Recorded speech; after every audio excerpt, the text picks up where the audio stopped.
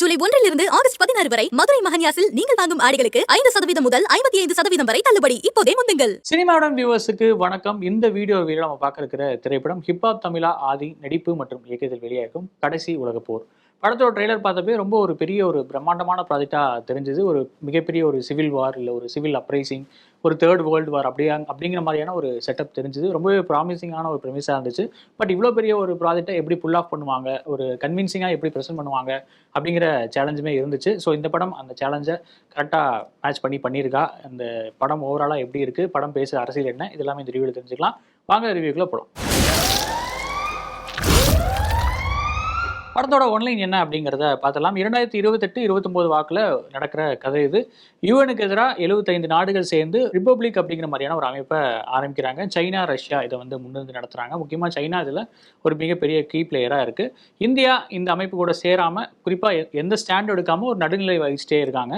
So இந்த மாதிரி நடுநிலை வகிச்சிட்டு இருக்கிற நாடுகள் மேலே அது ரிப்பப்ளிக் அமைப்பு ஆட்டோமேட்டிக்காக அட்டாக் நடத்த ட்ரை பண்ணுறாங்க. அதனால் அதுக்கு முன்னாடி பொருளாதாரத்தையும் அந்த நாடு மேலே வீச்சிடுறாங்க. இதனால் இந்தியாவில் வந்து ஒரு அன்ரெஸ்ட் அப்படிங்கிற ஒரு சிச்சுவேஷன் தான் இருந்துகிட்டே இருக்குது. ஒரு கிட்டத்தட்ட ஒரு சிவில் அப்ரைசிங் எதிர்நோக்கி காத்துட்ருக்கு அந்த நாடு அப்படிங்கிற மாதிரி தான் சிச்சுவேஷன் இருக்குது.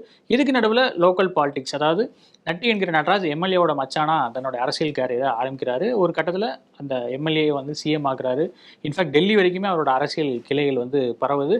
ஸோ ஒரு கிங் மேக்கர் அப்படிங்கிற டைட்டிலில் அவரோட நரேஷன் தான் இந்த கதையை ஆரம்பிக்குது மொத்தமாகவே. ஸோ இந்த லோக்கல் பாலிடிக்ஸ் ஒரு பக்கம், இதுக்கு எல்லாத்துக்கும் நடுவில் நம்ம படத்தோட ஹீரோவான ஆதி தமிழ் அப்படிங்கிற அந்த கேரக்டர் உள்ள வராரு. அண்ட் அவருக்கும் சிஎம் வந்து நாசரோட பொண்ணு அனகாவுக்கும் ஒரு லவ் ட்ராக்கும் ஓடுது. ஸோ இந்த எல்லா ட்ராக்கும் எந்த இடத்துல ஜாயின் பண்ணுது, அது முக்கியமாக இந்த உலக அரசியல் பெருசாக ஒரு ப்ரெமிஸ் செட் பண்ணாங்க இல்லையா, அந்த ப்ரெமிஸோட எண்டிங் என்ன, இதெல்லாம் தான் இந்த கடைசி உலக போர் படத்தோட ஒன்லைன். படத்தில் நடிகர்களோட பெர்ஃபார்மன்ஸஸ்லாம் எப்படி இருந்துச்சு அப்படிங்கிறத பார்த்துடலாம். டைரக்டர் ஹிப்ஹாப் ஆதி அவரே நாயகனாகவும் நடிச்சிருக்காரு. ஒரு கன்வின்சிங்கான பெர்ஃபார்மன்ஸ் தான். அவரோட ஏரியா, அவரோட ஃபோட்டோவில் என்ன வருமோ அதுக்கு தகுந்த மாதிரி ஒரு டெய்லர் மேடாக எழுதப்பட்ட ஒரு மாஸ் கேரக்டர். அதுக்கு சிறப்பான ஒரு நடிப்பையை கொடுத்துருக்காரு. பெரிய சேலஞ்சிங்காக ரொம்ப டிமாண்டிங்காக எக்ஸ்பிரஷன்ஸோ இல்லை அந்த மாதிரி விஷயங்களோ கேட்குற கேரக்டர் இல்லை தான். பட் சன்ஸ் அந்த மாதிரியான விஷயங்கள் அண்ட் ஃபிசிக்கலாக எடுக்கிற ரிஸ்க் இது எல்லாத்தையுமே ரொம்ப சிறப்பாக கையாண்டிருக்காரு. அதுக்கு நிச்சயமாக பாராட்டுகள். அண்டு இந்த படத்தோட மெயின் ஹீரோ என்ன கேட்டால் நிச்சயமாக நடராஜ் என்கிற அந்த நட்டி கேரக்டர் தான். அவரோட கேரக்டர் எழுதப்பட்ட விதம், அதுக்கு நடராஜ் நடிச்சிருக்கிற விதம், இதெல்லாமே ரொம்ப பிரம்மாண்டமாக ஒரு மிரட்டலாக இருந்துச்சு அப்படின்னு கூட சொல்லலாம். எந்த அளவுக்கு அப்படின்னா அந்த கிங் மேக்கர் அப்படின்னு அவரே அவருக்கு டைட்டில் கொடுத்துருக்காரு. உண்மையாகவே இந்த படத்தோட கிங் மேக்கர் யாருன்னா நிச்சயமாக நடராஜ் அவரோட கேரக்டர் தான் அப்படின்னு கூட சொல்லலாம். அந்தளவு பர்ஃபார்மன்ஸ்லேயும் ரொம்ப அந்த கேரக்டரோட டெப்த்தை புரிஞ்சுக்கிட்டு நல்லா விளையாண்டுருக்காரு. அது அந்த பாலிடிக்ஸ் கன்னிங்னஸ் அப்படின்னு அந்த வெளிப்படுற இடம், அந்த ஒரு புது இடமா இருந்தாலும் அங்கே போய் தயங்காமல் டீல் பேசுகிற அந்த ஒரு அட்டென்ஷன் சீக்கிங் பிஹேவியர், இது எல்லாத்தையும் ரொம்ப சிறப்பாக கையாண்டிருக்காரு. நிச்சயமாக ஒரு ஆக்டராக அவரோட கேரியரில் இது ஒரு முக்கியமான படமாக இருக்கும் அப்படின்னு கூட சொல்லலாம். நாயகியாக வர அனகா, அவரோட அப்பாவை வர நாசர், ஹரிஷ் உத்தமன், கல்யாண் மாஸ்டர், இளங்கோ குமரவேல், அப்புறம் வந்து முனிஷ்காந்த், இவங்க எல்லாருமே ஒரு சிறப்பான நடிப்பை கொடுத்துருக்காங்க. இது தவிர ஒரு பெரிய லிஸ்ட் போடுற அளவுக்கு சப்போர்ட்டிங் ஆக்டர்ஸ் இருக்காங்க. எல்லாருமே அவங்க கேரக்டரை சிறப்பாக புரிஞ்சு நடிச்சிருக்காங்க. சாராவோட காமெடியும் அங்கங்கே நல்லாவே கிளிக் ஆகிருக்கு. அவரோட அந்த கேரக்டர் எழுதப்பட்ட விதம் புதுசு இல்லை அப்படின்னாலுமே இந்த மாதிரியான ஒரு சீரியஸ் ஸ்கிரிப்டில் அந்த மாதிரியான ஒரு காமெடி கேரக்டர் ரொம்ப ஆர்கானிக்காகவே ஃபில் பண்ண ட்ரை பண்ணியிருக்காங்க. அந்த மொமெண்ட் ஓரளவு சிறப்பாகவே ஒர்க் அவுட் ஆயிருக்கு. அண்ட் நிறைய சப்போர்ட்டிங் கேரக்டர்ஸ் இருந்தாலுமே எல்லாருக்குமே அங்கங்கே வெயிட்டேஜ் கொடுத்துருக்காங்க. குறிப்பாக அழகம் பெருமாளோட கேரக்டர் ஒரு லாஃப்டர் ரியோட்டா எழுதப்பட்டிருக்கு. ஒரு சமகால கண்டெம்பரரி பாலிடிக்ஸை சட்டையர் பண்ணி கூட அந்த கேரக்டரை எழுதியிருக்காங்க அப்படின்னு நினைக்கிறேன். அந்தளவு அந்த கேரக்டரும் நல்லாவே ரீச் ஆயிருக்கு. அவர் கொடுக்கப்பட்ட டைலாக்ஸும் சரி, அதுக்கு அழகம் பெருமாள் கொடுத்த ஒரு கன்வின்சிங்கான பெர்ஃபார்மன்ஸும் சரி, ஒரு சிறப்பான ஒரு என்டர்டெயின்மெண்ட்டாக ஸ்க்ரீனில் இருந்துச்சு அப்படின்னே சொல்லலாம். படத்தோட பாசிட்டிவ்ஸ் என்ன அப்படிங்கிறத பார்த்தலாம். இங்கிலீஷில் ஒரு 2 வேர்டு சொல்லுவாங்க, ஆம்பிஷியஸ் அண்ட் அடாஷியஸ் அப்படின்னு சொல்லி. நிச்சயமாக அந்த 2 வார்த்தையும் இந்த படத்துக்கு நல்லாவே பொருந்தும் அப்படின்னு சொல்லலாம். இப்படியான ஒரு ஸ்டோரி, அதில் இவ்வளோ லேயர்ஸ் இருக்குது, இவ்வளோ காம்ப்ளிகேட்டடான விஷயங்கள் உள்ளே இருக்குது, ஒரு பெரிய உலக அரசியலை உள்ளே பேச ட்ரை பண்ணியிருக்காங்க. அது கன்வின்சிங்காக இருக்குது இல்லைங்கிறத தாண்டி இவ்வளோ ஒரு ஆன் பேப்பர்லேயே இவ்வளோ ஒரு டைம்லைன் இருக்கிற, இவ்வளோ ஒரு காம்ப்ளிகேஷன் இருக்கிற ஒரு ப்ரெமிஸை கன்சீவ் பண்ணதுக்கே நிச்சயமாக பாராட்டுகள். அந்த வகையில் ரைட்டர் ஹிப்ஹாப் ஆதிக்கு ஒரு பெரிய அப்ளாஸ் அப்படின்னே சொல்லலாம். அடுத்தது ஆன் பேப்பரில் இப்படியான ஒரு விஷயத்தை கொண்டு வந்தாச்சு, அதை எப்படி எக்ஸிக்யூட் பண்ண போகிறோம் அப்படிங்கிறது ஒரு மிகப்பெரிய சேலஞ்சாக இருந்திருக்கும். பட் இருக்கிற பட்ஜெட்டில் பெரிய எக்கனாமிக்கல் இதெல்லாம் காட்டாமல், அதாவது ஒரு அந்த ரெஸ்ட்ரிக்ஷன்ஸ்லாம் இருக்குது, பட்ஜெட்டில் கம்மியாக இருக்குது அப்படிங்கிற விஷயத்தெல்லாம் வெளிப்படுத்தாமல் முடிஞ்ச அளவு இந்த வேர்ல்டை ரொம்ப பவர்ஃபுல்லாக கிராஃப்ட் பண்ணியிருக்காரு டைரக்டர் ஹிப்ஹாப் ஆதி. அதுக்குமே நிச்சயமாக அவருக்கு பாராட்டுகள். படத்தோட செட் ஒர்க்லேருந்து எல்லா விஷயங்களும் ரொம்ப எக்ஸலண்ட்டாகவே இருக்குது. அந்த வகையில் ஆர்ட் டைரக்டர் நாகுவுக்கும் மிகப்பெரிய பாராட்டுகள். ஏன்னா நிறைய லொக்கேஷன்ஸ் வருது. ஒரு ஃபாரஸ்ட் காட்டுறாங்க, அதுக்கப்புறம் வந்து ஒரு சென்னை ரிலேட்டடான சிட்டிஸ்கேப் காட்டுறாங்க, அதில் ஒரு செட் மாதிரி சில விஷயங்கள் காட்டுறாங்க, ராணுவ முகாம்கள் காட்டுறாங்க, வதை முகாம் காட்டுறாங்க. இந்த மாதிரி நிறைய விஷயங்களை உள்ள கொண்டு வந்திருக்காங்க. இது எல்லாத்துக்குமே செட்டப்பை பார்க்கும்போது உண்மையாகவே அந்த இடத்துல தான் போய் எடுத்திருக்காங்க அப்படிங்கிற அளவுக்கு நம்மளை ஓரளவு கன்வின்ஸ் பண்ணவே ட்ரை பண்ணியிருக்காங்க. அதில் ஓரளவு ஒரு 90% அச்சீவ் பண்ணியிருக்காங்க அப்படின்னு கூட சொல்லலாம். அந்த வகையில் ப்ரொடக்ஷன் டிசைனாக இந்த படம் நல்ல ஒரு மிகப்பெரிய ஒருவருக்கு ஒரு பெஞ்ச் மார்க்காகவும் தமிழ் சினிமாவுக்கு இருக்கும் அப்படின்னு சொல்லலாம். இந்த மாதிரி ஒரு பட்ஜெட்டில் இந்த மாதிரி ஒரு ஸ்கோப்பை புல் ஆஃப் பண்ண முடியும் அப்படின்னு நிரூபித்ததே வந்து உண்மையிலேயே பாராட்டத்தக்கது தான். அடுத்தது ரைட்டிங் வைஸ் இந்த என்டையர் படத்தையும் நடராஜ் அவர்களோட அந்த கேரக்டர் மூலமாக ஒரு வாய்ஸ் ஓவரில் நரேட் பண்ண விதம் அப்படிங்கிறது கிரியேட்டிவாக ஒரு நல்ல டெசிஷனாக எனக்கு தோணுச்சு.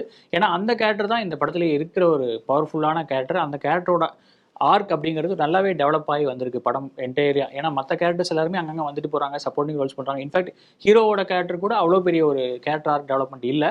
பட் வில்லனோட அந்த நடராஜோட கேரக்டருக்கு வந்து அவ்வளோ பெரிய ஒரு நல்ல ஒரு ரைட்டப் கொடுத்துருக்காங்க. அந்த கேரக்டரும் ரொம்ப சீம்லெஸ்ஸாக ஒவ்வொரு கட்டங்களையும் தாண்டி போயிருக்கு. அதனால் அந்த கேரக்டரை எடுத்துக்கிட்டு அது மூலமாக எல்லா கதையும் நரேட் பண்ணது அப்படிங்கிறது ரொம்ப ஒரு பிரில்லியண்டான ஐடியா. அதுதான் இந்த படத்தை இன்னுமே நல்லா புரிஞ்சுக்க ஓரளவு ஹெல்ப் பண்ணியிருக்குன்னு நினைக்கிறேன். இல்லைனா இவ்வளோ பெரிய காம்ப்ளிகேட்டடான ஸ்டோரியை வேறு எங்கேயுமே இந்த வாய்ஸ் ஓவர் இல்லை அப்படின்னா நமக்கு இன்னுமே கொஞ்சம் புரியாமல் போயிருக்க வாய்ப்புண்டு. அந்த வகையில் இது ஒரு நல்ல ஒரு கிரியேட்டிவான சாய்ஸ் அப்படின்னு சொல்லலாம். அடுத்து இப்படியான ஒரு வேர்ல்டு பாலிடிக்ஸ் பேசுகிற ப்ரெமிஸில் முடிஞ்ச அளவு பொலிட்டிக்கல் கரெக்ட்னஸ் அப்படிங்கிறத அங்கங்கே சரியாகவே ஹேண்டில் பண்ணியிருக்காங்க. ரீஜனலிசம், அப்புறம் வந்து மொழிப்பற்று, நேஷனலிசம் உள்ளிட்ட பல விஷயங்களை அங்கங்கே கதை தொட்டு போகுது. பட் அதையும் எங்கேயுமே வந்து தப்பான ஒரு ஸ்டாண்ட் எடுத்துடாமல் என்ன பேசுகிறோமோ அதை வந்து தெளிவாகவே பேசியிருக்காங்க. முக்கியமாக இதெல்லாம் தாண்டி இந்த இசம்களெல்லாம் தாண்டி ஹியூமனிட்டிக்கு ஒரு மனித நேயத்துக்கு முக்கியத்துவம் கொடுத்தா நிறைய காட்சிகள் எழுதப்பட்டிருக்கு. நடராஜ் அவர்களோட அந்த கேரக்டர் செகண்ட் ஹாஃபில் டிரான்ஸ்ஃபார்ம் ஆகிற விதமும் அந்த விஷயங்களும் எல்லாமே இந்த ஹியூமானிட்டி ரிலேட்டடாக இருக்கிறது அப்படிங்கிறது ரொம்பவே பாராட்டத்தக்கது. என்டையர் படம், அதாவது இந்த என்டையர் ப்ரெமிஸை பார்க்கும்போது இந்த விஷயங்கள் வந்து கொஞ்சம் அண்டர் பிளே பண்ணப்படுது. அதாவது இந்த பிரம்மாண்டம், இந்த வார்ஃபீல்டு இதெல்லாம் தான் நம்ம கண்ணுக்கு தெரிய தவிர இந்த விஷயம் வந்து கொஞ்சம் அண்டர் கரண்ட்டில் தான் இருக்குது.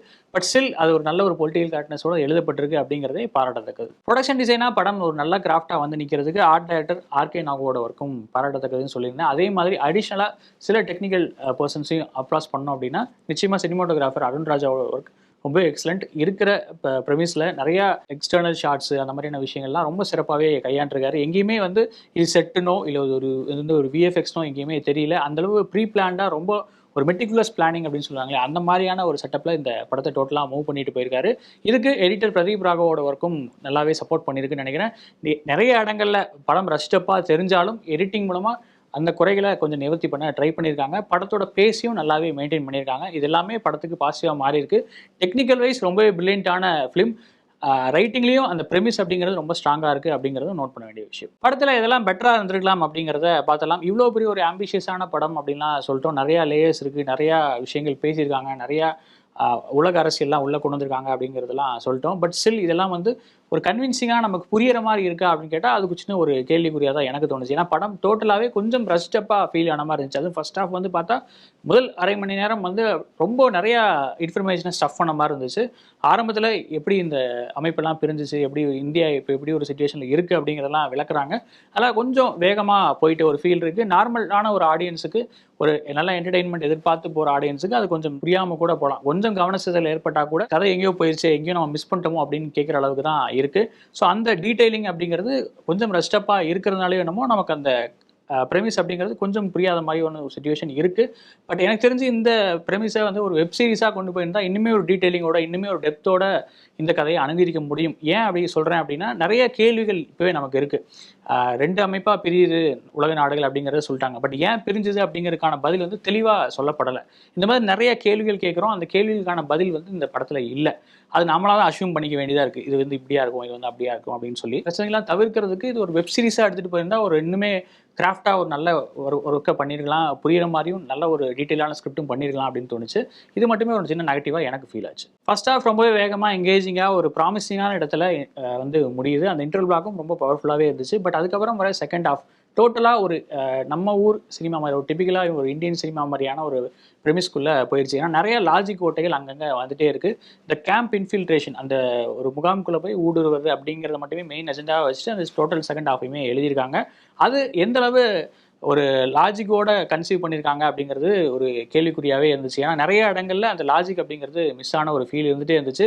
ஃபர்ஸ்ட் ஹாஃபை அவ்வளோ ப்ராமிசிங்காக செட்டப் பண்ணிட்டு ஒரு கிட்டத்தட்ட ஒரு வெஸ்டர்ன் சிவில் வார் டைப் ஒரு படம் பார்க்குறோம் அப்படிங்கிற ஒரு உணர்வை கொடுத்துட்டு செகண்ட் ஹாஃப் டோட்டலாக ஒரு கன்ஸ்ட்ரெயின்டு ஸ்பேஸ்க்குள்ளே இந்த மாதிரி விளையாண்டது அப்படிங்கிறது கொஞ்சம் ஒரு டிசப்பாயிண்டிங்காக தான் இருந்துச்சு.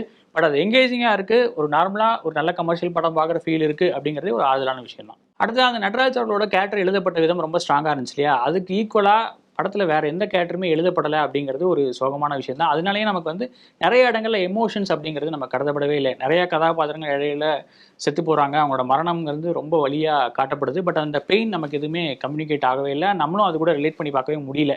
ஏன்னா அந்த கேரக்டர்ஸ் எல்லாமே வராங்க போகிறாங்க, டக்கு டக்குன்னு ஒரு முடிவெடுக்கிறாங்க போகிறாங்க அப்படிங்கிற மாதிரி தான் இருக்குது. எதுலையுமே டெப்த்தோ இல்லை ஒரு லேயரோ ஆட் பண்ணப்படவே இல்லை. நடராஜ் கேரக்டருக்கு மட்டும்தான் அது இருக்குது அப்படிங்கிறது படம் ஃபுல்லாகவே நமக்கு தெரியுது. ஈவன் ஹீரோ கேரக்டர் கூட அந்தளவு டெப்த் இல்லை அப்படிங்கிறது ஒரு சோகமான விஷயம் தான். அண்டு இதுக்கு இன்னொரு போலார் ஆப்போசிட்டாக ஒரு விஷயம் சொல்லணும் அப்படின்னா, ஹீரோ கேரக்டருக்கு தான் எல்லா கேரக்டருமே பில்டப் பண்ணுறாங்க. அவர் தான் எல்லாமே பண்ணுது, அவர் தான் எல்லாமே பண்ணுதுன்னு. ஈவன் நடராஜ் கேரக்டருமே ஒரு கட்டத்தில் ஹீரோவுக்கு பில்டப் பண்ணுற மாதிரி தான் இருக்குது. இது எல்லாமே கொஞ்சம் தவிர்த்துருக்கலாம். கொஞ்சம் அந்த ஹீரோ மாஸ் மெட்டீரியல் அப்படிங்கிறத கொஞ்சம் டோன் டவுன் பண்ணிக்கலாம்னு தோணுச்சு. எந்த அளவுக்கு இதை போயிருக்காங்க அப்படின்னா, இந்தியன் ஆர்மியோட ஒரு கமாண்டரே வந்து தமிழ் நீங்கள் சொல்லுங்கள் என்ன பண்ணலாம் அப்படிங்கிற மாதிரி ஹீரோவை கேட்டு தான் வேலை செய்கிறாரு. இதெல்லாமே கொஞ்சம் தவிர்த்துருக்கலாம். ரொம்ப கமர்ஷியல் ரூட் எடுத்துருக்க வேண்டாம் செகண்ட் ஹாஃபில் அப்படிங்கிறது தான் திரும்ப திரும்ப சொல்கிற விஷயமா இருக்குது. கடைசி உலகப்போர் படத்தோட ஓவரால் வெர்டிக்ட் என்ன அப்படிங்கிறத பார்த்தலாம். நிச்சயமாக ஒரு புதிய முயற்சி. அதுவும் இந்த மாதிரி ஒரு ப்ரெமிஸை இந்த மாதிரி ஒரு விஷயத்த புல் ஆஃப் பண்ணது அப்படிங்கிறது பாராட்டத்தக்கது. தமிழ் சினிமாவில் ஒரு முக்கியமான முயற்சி அப்படிங்கிறதையும் திரும்ப திரும்ப சொல்லிக்கலாம். அதே மாதிரி ஒரு பிக் ஸ்க்ரீனுக்கான படம் அப்படிங்கிறதையும் இது மைண்டில் வச்சுக்கலாம். ஏன்னா இந்த அளவுக்கு ஒரு எக்ஸைட்மெண்ட்டை படம் ஓடிடியில் வரும்போது தருமா அப்படிங்கிறது ஒரு கேள்விக்குறி தான். பிக் ஸ்க்ரீனுக்கான என்டர்டெயின்மெண்ட் இது அப்படிங்கிறதையும் மைண்டில் வச்சுக்கோங்க. அண்ட் ஓவராலாக இந்த படத்தை நான் ஒரு குட் அப்படிங்கிற ஒரு ரேட்டிங்கில் ரேட் பண்ணுவேன். ஒருவேளை இந்த படத்தை நீங்கள் பார்த்துருந்தீங்க அப்படின்னா உங்களோட ரிவ்யூ என்ன அப்படிங்கிறத கமெண்ட்டில் சொல்லுங்கள்.